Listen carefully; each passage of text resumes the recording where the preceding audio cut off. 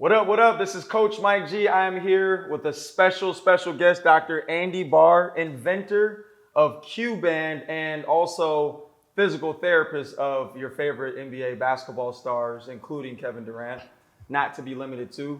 He's just going to give us a brief intro on what QBAND is, the story, and basically why he developed it. What you got? Well, yeah, thanks for having me, Mike. Yes, sir. It's a pleasure to be here. I've been working with bands for the majority of my PT career. I even used them when I was playing soccer myself. So I love working with bands and being creative. And there's so many different systems that are out there. Mm-hmm. But there was never a system that really kind of had everything that I wanted that I could use in any environment. So I decided to kind of play around with different systems, put them together, see what worked. And then that's when I came up with my prototype. And then I went and obviously got it made, and now it's out there in the public. And I used it. I've been using the prototypes and different variations of that for maybe the last 3 years. And I've done some key rehabs using this, and it's been very effective. So I've had some great results. And the reason it's kind of configured in the way that I use it, and you can do many different configurations. That's the beauty of the QBANDS. It's got all these different attachment points. Sure. But I use a core configuration. And the reason I do that is because I really feel it's important to engage and maximize core activation in many different movements that you do.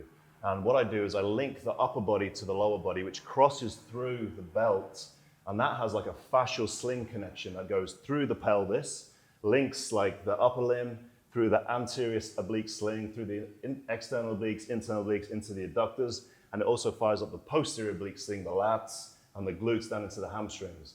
And if you do that, you get an increased activation of your core, and an indirect activation when you're doing more functional exercise that relate to someone's game.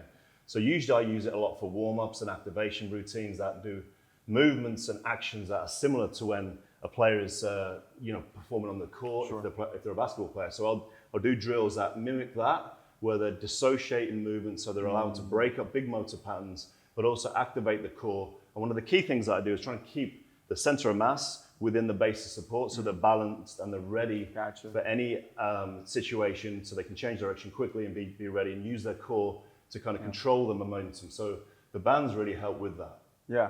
So main thing that I hear from the configuration of the actual system is that it basically connects your opposite upper limb to your opposite lower limb, which is basically the way we move in space. Yeah, everything is like that cross patterning. Correct. You have to have that left-right neural connectivity all the time, so being able to fire that up before you do sport is essential.